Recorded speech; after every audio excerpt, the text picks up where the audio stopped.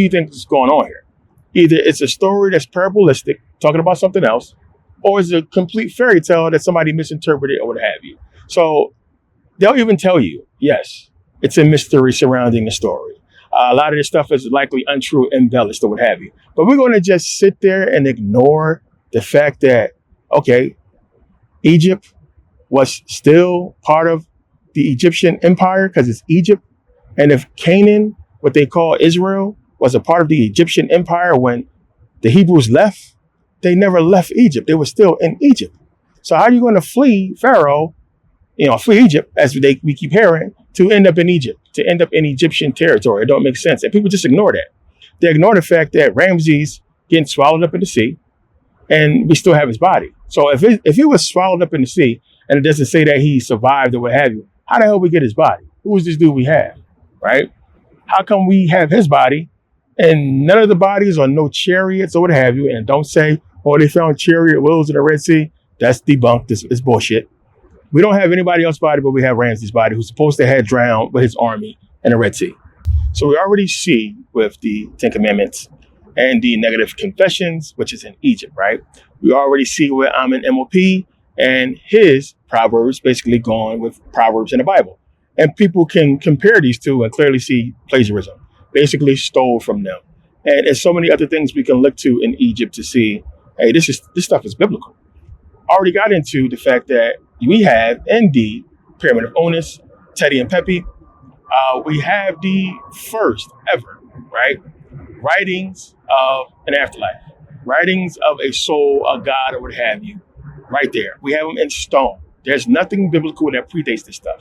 So we already can see right here, where I'm standing, that this stuff is older than anything biblical. But preachers don't talk about this. Everybody wants to ignore this. And you have to even look at the Bible itself. So if God in the Bible was telling the Israelites, hey, you shall not worship any gods before me, as if there are gods before him. So that should already give you an understanding that there must be a doctrine or must have been a teaching from another God before this God. And then we have in Egypt, right, all these writings or what have you. So we're supposed to believe that these writings are nothing. Now, the Israelites never go up against the Egyptians or the Egyptian army as far as in the war, once they have the Ark of the Covenant in battle or what have you, right? That doesn't happen. So we can't say that he laid siege to Egypt or what have you and all this other stuff and the stuff. It was destroyed. It's still there. I'm standing right there with it. It's still there. And it's already proven and documented, guaranteed truth and fact of this stuff existing before anything biblical.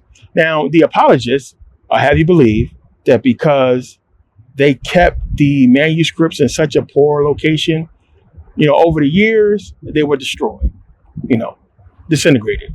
We still have the seals that would have been on these manuscripts because these seals are made of like stones or what have you, metals. We still have the seals, but we don't have the actual manuscripts themselves.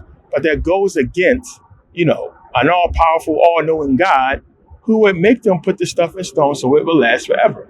Now, people will say, Christians and apologists alike, will say, well, God did this and made this whole, problem, this issue, because he wanted people to worship him and to have this conundrum, right? To have this issue to where you have to basically show me that you have faith. And this is out there because he wants you to have faith. He wants it to be controversy and this thing to be left up to interpretation so that the real followers will obey him, right? Without question. You would just read it and you will obey him. You will follow the preachers and obey him and not question anything. Now, if that's the case, why even say, thou shalt not have any gods before me, right? If you're trying to have this whole, mix up. Why even kill all these people for worshiping other gods if you wanted this mix up? If you wanted people to have faith and, find you or what have you, why not just come to these people and say, hey, I'm the one true God. The God that you're worshiping is not true. You should worship me. So there's a lot of holes, right? A lot of people poke holes in all this stuff, as you guys know. Looking at the validity of the stories in the Bible being taken from Egypt, it's not just Egypt. It's Sumeria. It's Greece. It's Greek and Egyptian mythology alike, right? So I talked about all this. We know where this stuff came from, and you have to follow the history and the stories that we know. Persia invaded Egypt and conquered. The Greeks invaded Egypt and conquered it from the Persians. And then everything from that point on is Greek, plain and simple. We have Serapis, right? It is not far-fetched for you to understand, especially when you look at the reliefs of Serapis Christos that I showed you here. I took this picture myself, looking just like Jesus. So we already have proven history of these Greeks trying to get people to worship them as gods, right? So we already have proof. We already have history of the Greeks trying to get people to worship them as gods, right? So the ancient Egyptians was black. We have proof that Greeks are trying to get black people to worship a god in their image. This guy just so happens to look like Jesus, right? Or Jesus just so happens to look like Serapis Christos. Then later on, the dominating religion on the planet is the same dude. And okay, where did we get the earliest, writings of this? From the Greeks. Who gave us the New Testament? Who wrote it? It was written in Greek. Everybody was reading Greek back then. So, put 2 and 2 together. 1 + 1 is 2. It's common sense that you can look at this stuff and see. Going back to Kemet, we had the Ptolemies dressed like the Egyptians, right? I did a whole video showing you guys all this stuff that's Greek transforming into the Egyptian stuff. They basically stole their clothes, stole their likeness, made stelas like them. Once they took over, they basically tried to incorporate themselves into Egyptian culture and customs. We have all the proof of that. If you didn't see this video where I was talking about it, here we go. This is from the Greco-Roman era. Greco-Roman, when they came into Kemet and tried to basically, be like us, steal our shit. You see their statues here, they're putting their own little section.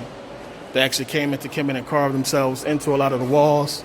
Here is the actual statue of Serapis Christos right here. You can see him. Serapis.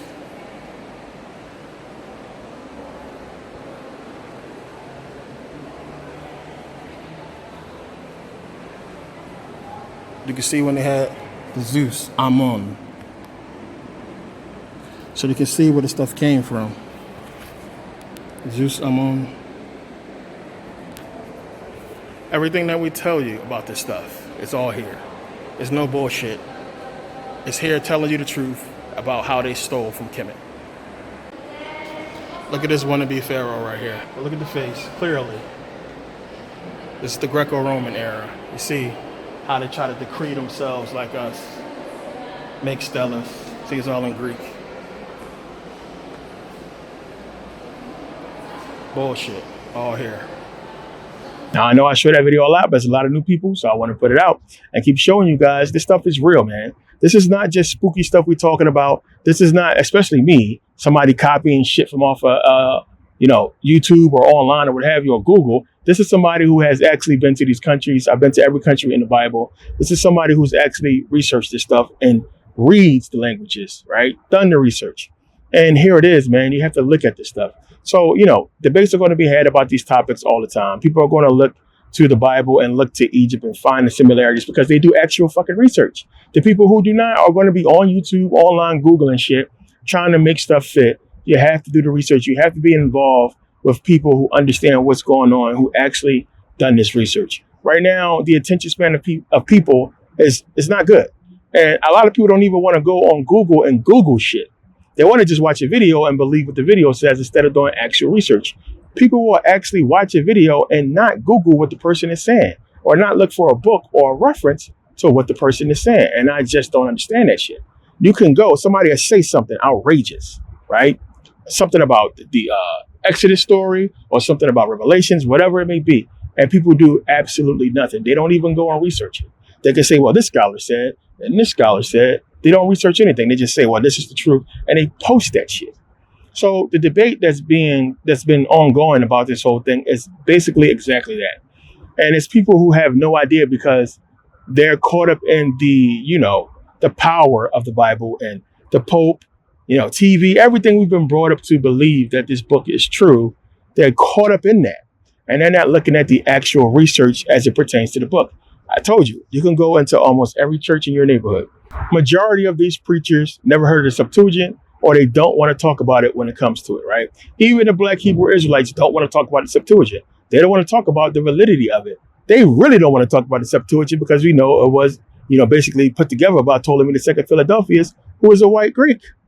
They want you to believe that King James was a black man, and that's the true Bible, right?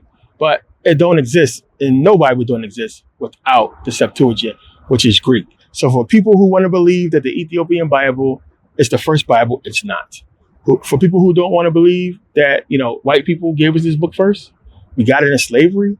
I mean, you go back there, right? Because we can't find any biblical manuscript that predates the Septuagint Greek given to us, right, by black people.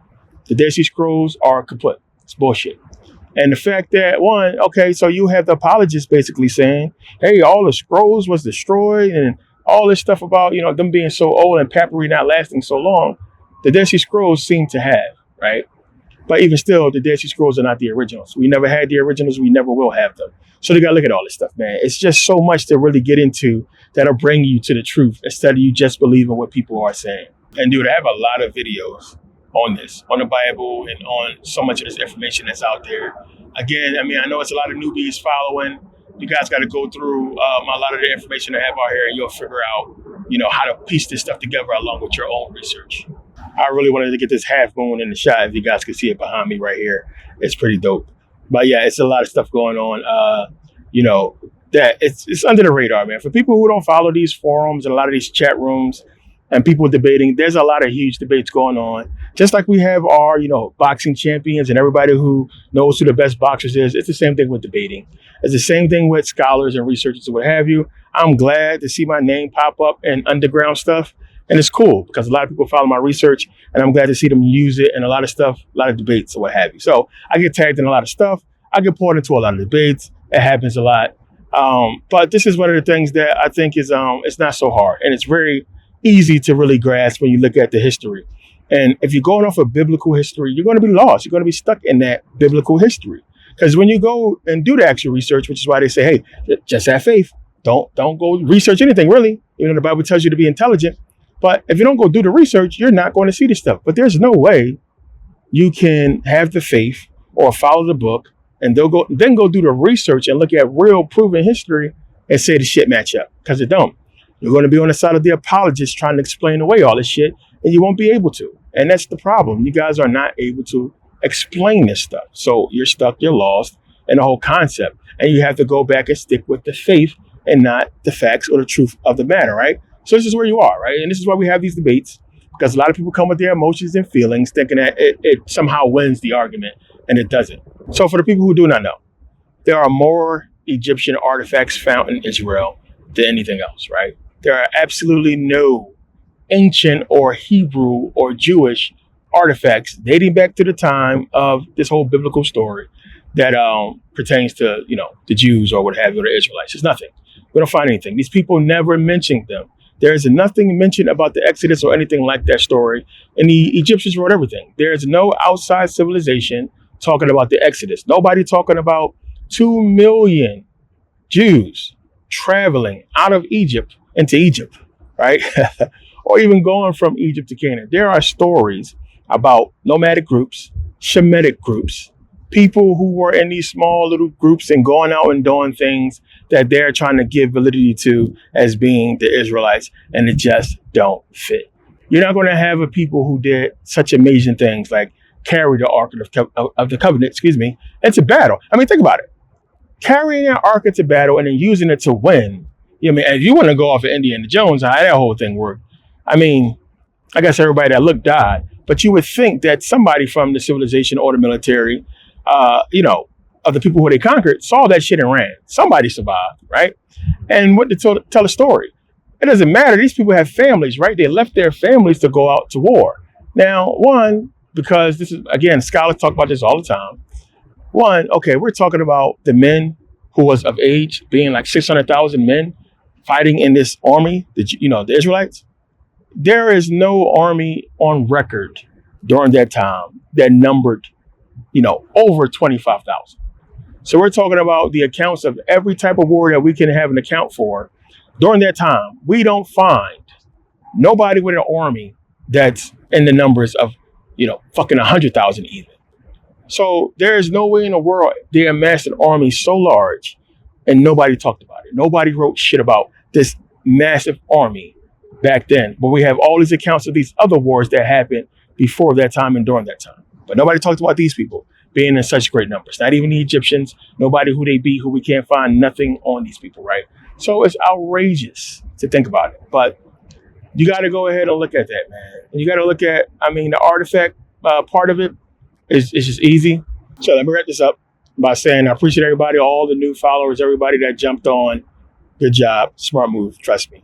A lot coming up, a lot that's going to be released soon. I appreciate you guys' patience on everything, as you know. But yeah, I'm going to try to do the live tomorrow from the fight if I can, if it's not too crazy loud, which I expect it to be.